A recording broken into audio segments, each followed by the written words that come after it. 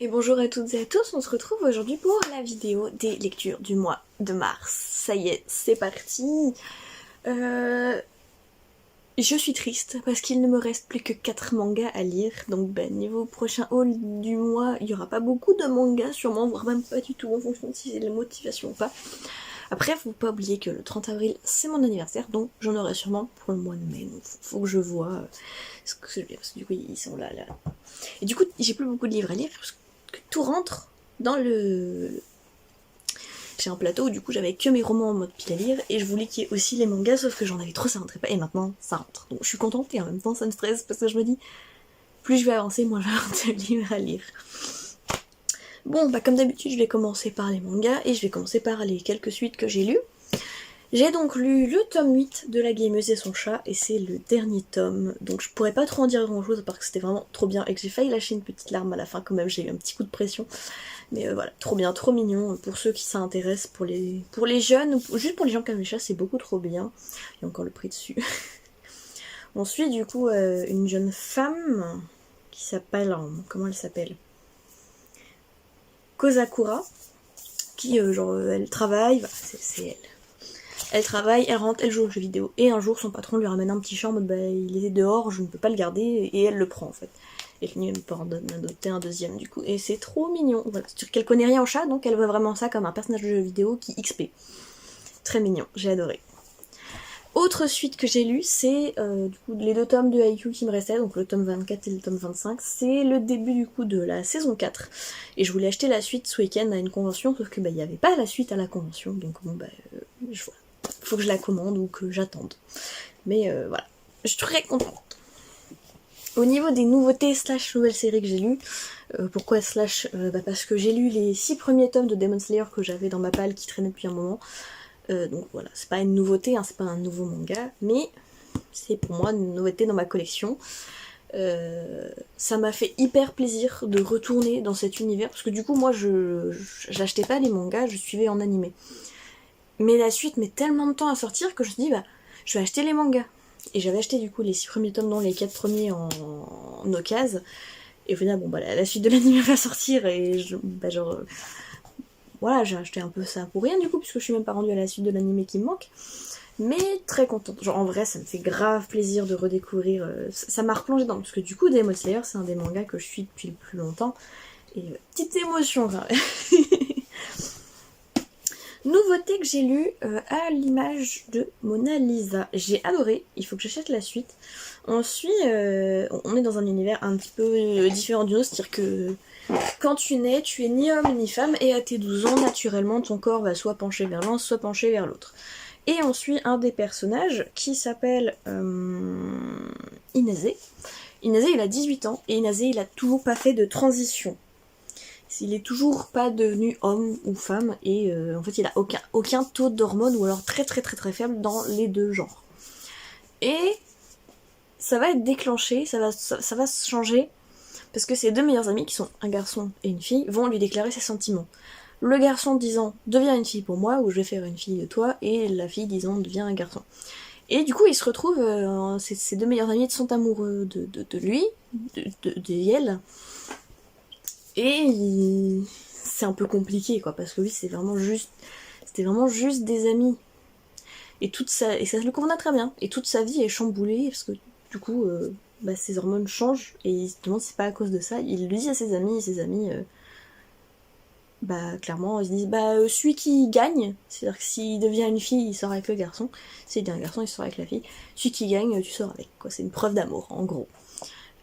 J'ai très très très hâte d'avoir la suite. Vraiment, l'idée est incroyable. Et petit truc qui m'a perturbée au début, mais qu'au final, il y a des touches de bleu comme ça. Il y a des petites touches de bleu. Et il y en a un petit peu partout, au niveau des yeux, Au début, ça m'a perturbée, je me demande, mais qui a colorié dans mon manga? Et en fait, non, c'est vraiment fait exprès. Et ça rajoute un petit truc en plus. Très choupinou. Et autre manga que j'ai lu, un yaoi, c'est Je te l'offre dans les plumes. On suit donc ce personnage qui s'appelle Nozomi, qui est détective privé, mais bon, en fait, il enquête pas vraiment, juste il se retrouve à faire un peu la bonne du quartier, à promener les chiens, à faire les courses pour les mémés, etc. Et le garçon qui est là, Il n'y a pas son nom dans le résumé, ça va être compliqué. Le garçon, ce qui est là, c'est le fils d'une dame pour qui il travaille de temps en temps. Et lui, il a une petite particularité, c'est qu'il peut parler aux oiseaux. Il comprend tout ce que les oiseaux disent. Et il va un jour tomber sur un corbeau. Et il va tomber amoureux de ce corbeau. Un peu bizarre, hein, mais il tombe amoureux du corbeau. Et en fait, il se rend compte que le corbeau, il ressemble beaucoup à lui. Et du coup, il tombe amoureux de lui. Et alors, petite théorie que moi j'aime, et je pense que c'est ça, c'est que le corbeau, c'est lui. Lui, il peut parler aux oiseaux, et lui, il peut se transformer en oiseau, en corbeau, en l'occurrence. Donc, voilà. Il y a que 2 tomes, le tome 2 n'est pas encore sorti, mais voilà. Quand il sortira, je l'achèterai pour continuer tranquillou ma petite lecture. Et c'est tout pour les mangas, du coup, j'en ai lu 11 mangas. Voilà. Du coup, il me reste plus que 4, hein. J'ai presque lu tout ce qui me restait. Au niveau des romans, j'en ai lu 4, et pas des moindres. On va commencer par le premier que j'ai lu ce mois-ci, qui est Enchantement of Raven, et qu'en plus, j'ai en édition collector. Voilà, je flex un peu. Il est beau, il est magnifique, trop contente. Je tombe dessus par hasard, alors j'ai craqué. Et alors au début j'étais un peu perplexe. Du coup on est dans tout un nouvel univers où il y a des fées. Et elle, Isabelle, c'est une peintre. Elle peint, et elle peint surtout des fées. Parce que du coup les fées sont passionnées par l'art mais ne peuvent pas créer de l'art, ça les tue en fait. Et elle va se retrouver à peindre le portrait du prince de l'automne. Et elle va, dans son regard, trouver quelque chose d'humain. Et elle, son but, c'est de reproduire à la perfection ce qu'elle voit. Donc elle va reproduire cette touche d'humanité dans le regard du coup de Corneille, le prince de l'automne. Sauf que ça va lui attirer des problèmes, puisque sur cette peinture, on voit son regard humain. Lui, il l'a pas vu avant, qu'il a fait oui, emballez-moi la moi, je la recevrai là-bas. Et il l'a déballé devant tout le monde à la cour de l'automne, et tout le monde s'est foutu de sa gueule. Donc il l'embarque un peu en mode kidnapping pour lui coller un procès au cul parce que elle l'a fait paraître faible, c'est son honneur qui est en jeu, blablabla. Il se passe beaucoup de choses, et au final il change d'avis. Il s'en fiche, il veut plus la mêler à ça. Et il y a une loi qui interdit l'amour entre fae et humain. La seule façon que ce soit possible, c'est que l'humain devienne fae à son tour. Sauf que elle, toute sa vie c'est son art. Et les faillis, je le rappelle, ne peuvent pas faire d'art. Et ils se retrouvent embarqués dans une situation un peu périlleuse où ils sont clairement en danger de mort. Voilà. Mais très cool. C'est pas une romantaisie. Je dirais oui, non. Je sais pas trop. En tout cas, c'est incroyable. J'ai beaucoup aimé. J'ai eu du mal au début à mettre dedans, mais une fois d'être dedans, ça part. Une déception du mois, un petit peu. Voilà. Marquer les ombres, tome 2. J'ai lu le tome 1 à sa sortie il y a des années. Il est en grand format, lui il est en poche, donc déjà ça me pète les couilles. Mais du coup j'ai du mal à me remettre dedans, parce que vu que ça fait quelques années que je l'ai lu, et en plus je crois que ma mère me l'a acheté quand il est sorti en poche, mais je l'ai lu que récemment, donc ça fait 2-3 ans qu'il est sorti en poche. Donc j'étais vraiment plus du tout dans l'histoire. Et j'ai pas retrouvé ce qui m'avait plu à l'époque. Alors après, c'est du Véronique Carros, c'est l'auteur de Divergente. C'est du dystopique, et je pense que c'est surtout pour ça que j'avais aimé à l'époque, parce que je lisais que ça. En fait, je lisais Divergente, Hunger Games. Et du coup, Marquer les ombres, ça rentrait dans ce cadre de la dystopie. Maintenant, c'est plus trop ce que je lis, donc déjà, voilà.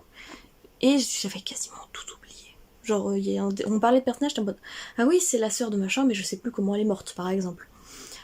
Et bon, il y a quand même des trucs sympas, hein. Le côté romance, le côté remise en question de l'amour, maturité face à l'amour, parce que les personnages sont quand même assez jeunes dans l'histoire. Il est hyper intéressant, et il y a quand même un sacré plot twist au niveau des 2 personnages principaux que j'ai beaucoup aimé. Mais sinon, en dehors de ça, j'ai pas... voilà, j'ai perdu l'attachement que j'avais au tome 1. Je n'en ai plus du tome 1, donc le tome 2, il m'a un peu... Je l'ai traîné, quoi. Petite découverte hyper sympathique que j'ai en toc-toc aussi, mais celui-là c'est un toc-toc classique, juste voilà.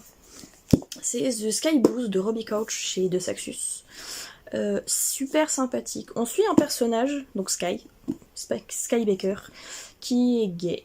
Voilà, tout le monde le sait, mais il vit dans une petite ville, donc des gays il y en a pas beaucoup, au même titre que je crois dans leur école, il y a que 4 personnes non blanches. Et il est gay, et tout le monde s'en fout, hein, mais il y en a qui aiment bien l'emmerder avec ça. Et avec sa meilleure amie chez qui il habite, parce que sa mère est une chrétienne dévouée à Dieu, et l'a foutu dehors en apprenant qu'il était gay, donc il vit dans le garage de sa meilleure amie, enfin dans le sous-sol, voilà. Tout le monde, tous les parents, les frères et sœurs de sa meilleure amie l'adorent, donc il habite là-bas. Et ils ont ce qu'ils appellent, je sais plus comment ils l'appellent, le mur... en gros, il a un mur où il fait des plans pour pouvoir demander à son crush de le suivre, afin d'aller au bal de promo avec lui.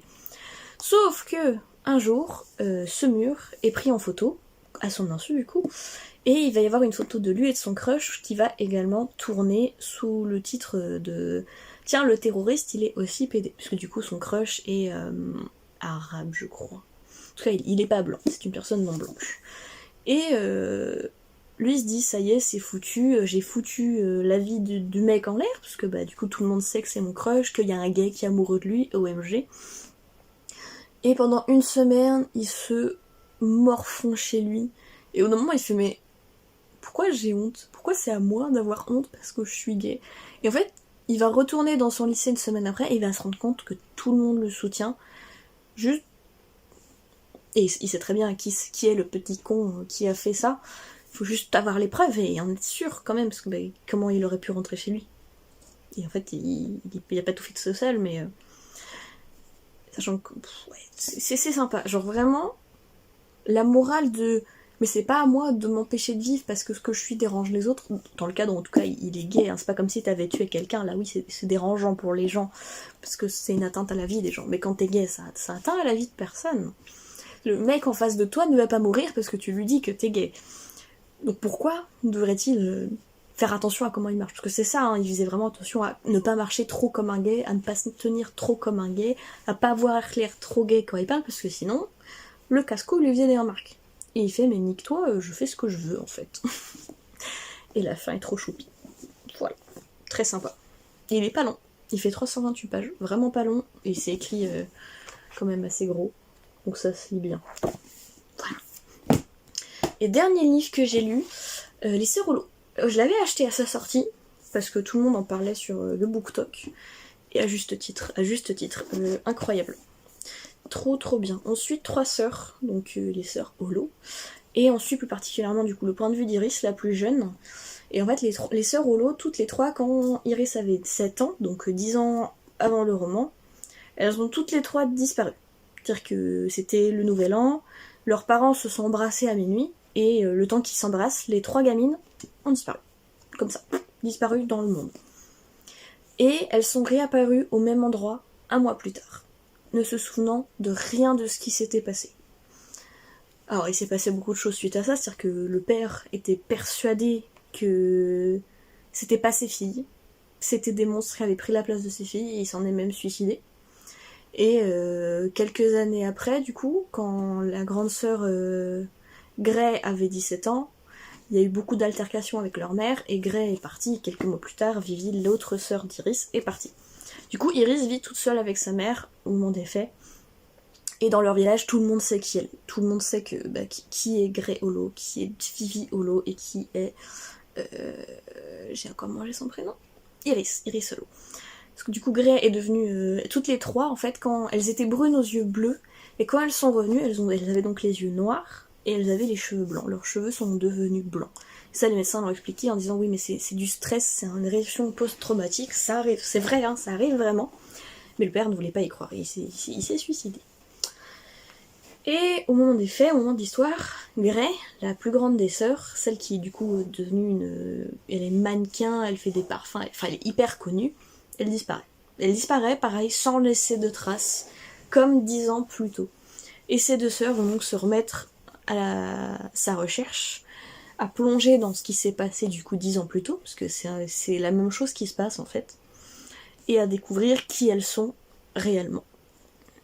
Et vraiment, c'est incroyable. Le plot twist, bon, tu le vois venir, mais tu le vois pas à ce point-là.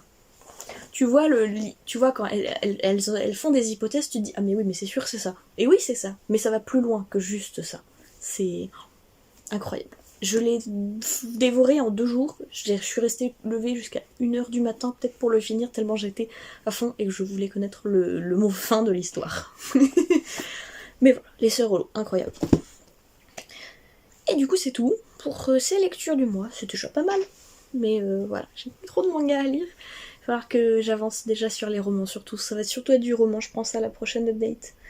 Mais c'est pas grave. Hein.